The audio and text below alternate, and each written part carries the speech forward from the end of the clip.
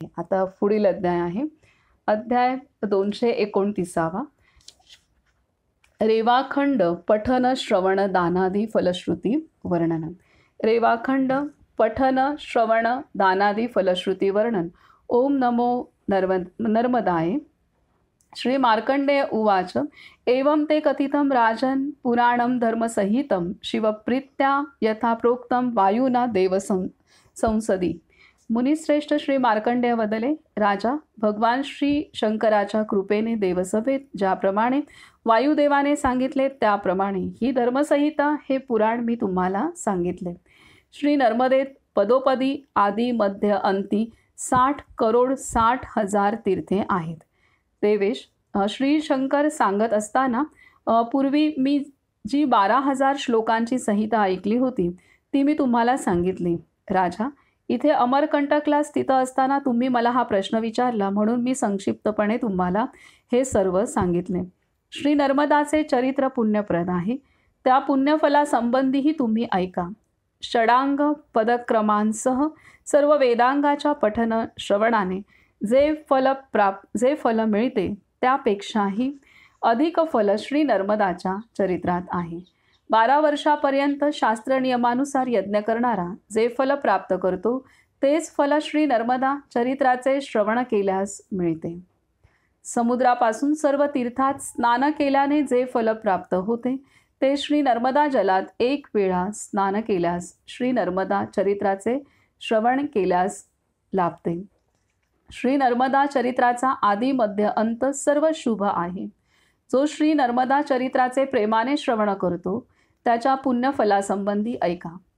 असा पुरुष शिवलोकात जाऊन श्री रुद्रकन्याच्या सहवासात श्री रुद्राचा अनुचर होऊन आनंदित होतो. असा पुरुष शिवलोकात जाऊन श्री रुद्रकन्याच्या सहवासात श्री रुद्राचा अनुचर होऊन आनंदित होतो. हे भरतवंशोत्पन्न राजा, सर्व शास्त्रांत श्रेष्ठ हे धर्मयुक्त उपाख्यान ज्या चतुर्वर्णाच्या घरात, देशात, मंडलात, खेडेगावात अथवा नगरात होते तो साक्षात श्री ब्रह्मा, श्री महेश, श्री विष्णू आहे. या संसारात 3 प्रकारच्या धर्माचे उत्तम कारणरूप मार्ग आहेत. वेदांत सुद्धा सामान्य सिद्धीचे कारण हे शास्त्र आहे. हे कुंतीपुत्र, हे सर्व श्री शंकराकडून श्रवण करून मी तुम्हाला सांगितले. श्री नर्मदाच्या दक्षिण उत्तर तटावर जी तीर्थे प्रधान रूपात स्थित आहेत ती विशेष पुण्यदायक आहे. त्या तीर्थांच्या स्पर्श दर्शन कीर्तन श्रवणाने मनुष्य पूर्णतया पापमुक्त होऊन रुद्रलोकात जातो. भगवान शिवद्वारा सांगितलेले हे पुराण जो नित्य श्रवण करतो तो ब्राह्मण असल्यास वेदविद्या संपन्न होतो, क्षत्रिय असल्यास विजयी होतो, वैश्य असल्यास धनसंपन्न होतो, शूद्र असल्यास धर्मात्मा होतो. स्त्री हे ऐकून सौभाग्य, धन, संपत्ती व स्वर्ग प्राप्त करते. ब्राह्मण, हत्यारी, मद्यपी व गुरुपत्नीशी समागम करणारा हे सर्व पापी श्री नर्मदाचा महिमा ऐकून सर्वस्वी पापमुक्त होतात, रुद्रलोकात जातात. दुसऱ्यांचे पाप उघडकीस आणणारा, कृतघ्न, स्वामीचा विश्वासघातकी, गोहत्यारी, विष देणारा, कन्येचा विक्रय करणारा हे सर्व पापी श्री नर्मदाचे आख्यान ऐकून सर्वथा निसंशय पापमुक्त होतात. राजा, जे शुद्ध अंतःकरणाने नित्य श्री नर्मदा आख्यान श्रवण करतात त्यांच्या पुण्यफलाबद्दल तर काय सांगावे. या चरित्राचे पूजन करणाऱ्या मनुष्याकडून देव, गुरु सर्व पूजित होतात, जणू त्याने श्री नर्मदा श्री शंकराचे पूजन केले. या चरित्राचे पूजन करणाऱ्या मनुष्याकडून देव, गुरु सर्व पूजित होतात, जणू त्याने श्री नर्मदा श्री शंकराचे पूजन केले. ज्याने या ग्रंथाचे पूजन केले त्याच्याकडून चंदन, फुल व आभूषणादी सर्व प्रकारे परमभक्तीने पूजित झालेले हे शास्त्र फलदायी आहे. सर्व शास्त्रांत हे संपूर्ण शुभ श्री नर्मदा चरित्र शुद्ध लिहून जो विद्वान पुरुषांना देतो तो उत्तम सुख भोगून उत्तम गती प्राप्त करतो. श्री नर्मदाच्या सर्व तीर्थांत स्नानदानाने जे फल मिळते ते निसंशय त्या मनुष्यास मिळते. हे पुराण श्री शंकराद्वारा सांगितले आहे व अतिशय पुण्यदायी तसेच स्वर्ग, पुत्र, धन व यश देणारे आणि कीर्तिवर्धक आहे.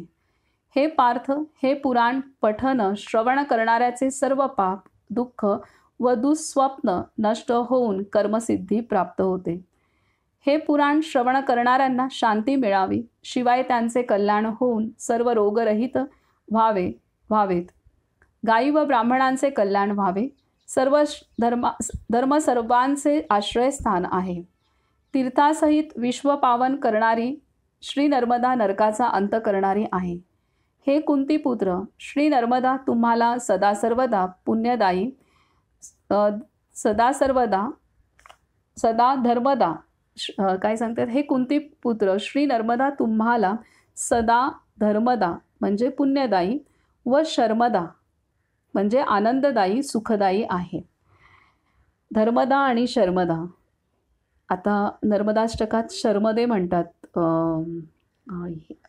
आपले आद्य शंकराचार्य. तर मला पण कळेना की शर्मदे हा शब्द आपण पहिल्यांदाच ऐकतो की काय अर्थ आहे. तर इथे श्री नर्मदा तुम्हाला सदा धर्मदा म्हणजे पुण्यदायी, धर्मदायिनी आहे, पुण्य वाढवणारी आहे, पुण्य प्रदान करणारी आहे, पुण्य कर्म करण्याची बुद्धी देणारी आहे. आणि शर्मदा म्हणजे आनंददायी सुखदायी आहे. हा श्री स्कंद पुराणातील रेवाखंडाच्या पूर्व भागातील रेवाखंड पठन श्रवण दानादी फलश्रुती वर्णन नावाचा 229वा अध्याय पूर्ण झाला. तर असं हे परिक्रमा कशी करावी, यात्रा नर्मदा यात्रा कशी करावी, आपण स्वतःसाठी करत असू तर कशी करावी, आपण कोणासाठी करत असू तर त्याचं फल काय आहे, ते कसं केलं पाहिजे, भावना काय असावी, त्याचप्रकारे पठन श्रवण दान केलं असता काय फल प्राप्त होतं हे सुद्धा इथं विस्ताराने दिलेलं आहे. तर असा हा अध्याय आहे. खूप किती महात्म्य वर्णन केलेलं आहे नर्मदा पुराणाचं. कारण नर्मदा ही भगवान शिवशंकराच्या तपस्या करत असताना त्यांच्या स्वेदातून निर्माण झालेली आहे. त्यामुळे ती साक्षात शिवकन्या आहे. आणि त्यामुळे नर्मदा परिक्रमा केली असता भगवान शिवशंकराची परिक्रमा झाल्यासम आहे. आणि सर्वत्र तटावरती प्रत्येक तटावरती शिवलिंगच आहे. कारण ती कन्याच शिवकन्या आहे आणि त्यामुळे तिची परिक्रमा ही साक्षात श्री शिवशंकराची परिक्रमा आहे.